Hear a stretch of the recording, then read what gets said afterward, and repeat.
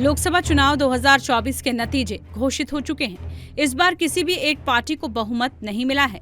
हालांकि बीजेपी के नेतृत्व वाले गठबंधन एनडीए को 293 सीटें मिली हैं। वहीं इंडिया गठबंधन के खाते में 233 सीटें आई हैं। ऐसे में अब सबकी नजर बिहार के मुख्यमंत्री नीतीश कुमार और टीडीपी प्रमुख चंद्रबाबू नायडू पर टिकी है। जेडीयू के खाते में 12 और टीडीपी के खाते में 16 सीटें आई हैं।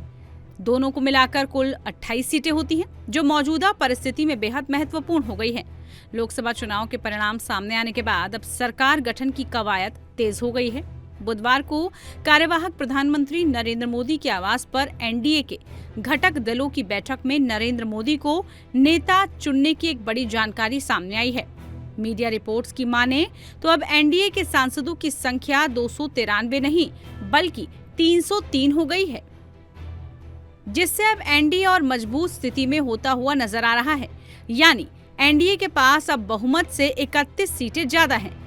मीडिया रिपोर्ट्स के मुताबिक 7 निर्दलीय समेत 3 अन्य सांसदों ने बीजेपी को अपना समर्थन दे दिया है।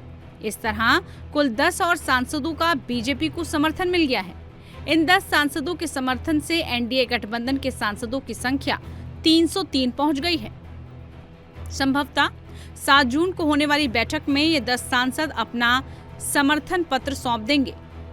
जानकारी के मुताबिक 7 जून को होने वाली एनडीए की बैठक के बाद राष्ट्रपति द्रौपदी मुर्मू से मुलाकात कर एनडीए के घटक दल नरेंद्र मोदी के नेतृत्व में सरकार बनाने का दावा पेश करेंगे। बता दें कि 17वीं लोकसभा का कार्यकाल 16 जून को खत्म हो रहा है। ऐसे में एनडीए के पास अभी सरकार बनाने के लिए 10 दिन का समय है। लेकिन इन सबके बीच बीजेपी को अपने सहयोगी दलों की मांग को भी साथ लेकर चलना पड़ेगा। सहयोगी दलों की मांगे बीजेपी के लिए सिरदर्द भी बनती साबित हो रही हैं। सूत्रों के मुताबिक टीडीपी ने 6 मंत्रालयों के साथ स्पीकर का पद मांगा। जेडीयू ने 3, चिराग पासवान ने 2, जिसमें एक कैबिनेट एक स्वतंत्र प्रभार है। मांझी ने 1, शिंदे ने 2, जिसमें कैबिनेट एक स्वतंत्र प्रभार मंत्रालय मांगे हैं।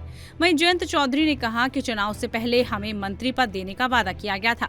इसी तरह अनुप्रिया पटेल भी मंत्री पद चाहती हैं। 7 जून को सुबह 11 बजे एनडीए संसदीय दल की बैठक होगी।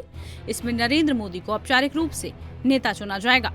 इसके बाद 8 या 9 जून को मोदी तीसरी बार प्रधानमंत्री पद की शपथ लेंगे।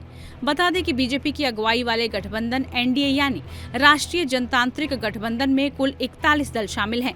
ऐसे में अब बीजेपी ने अपने सहयोगियों के साथ मिलकर बहुमत का आंकड़ा तो पार कर लिया है। वहीं कांग्रेस के नेतृत्व वाले इंडिया गठबंधन ने भी शानदार प्रदर्शन करते हुए अपनी सीटों का आंकड़ा 234 तक पहुंचा दिया है, जबकि 17 सीटों पर अन्यों को जीत मिली थी, जिसमें से 10 अब एनडीए के पास हैं। ऐसे में छोटे और निर्दलीय पार्टियों का समर्थन मिलने के बाद एनडीए को कितनी मजबूती मिलती है, ये देखना होगा। टाइम्स नाउ भारत डिजिटल की रिपोर्ट।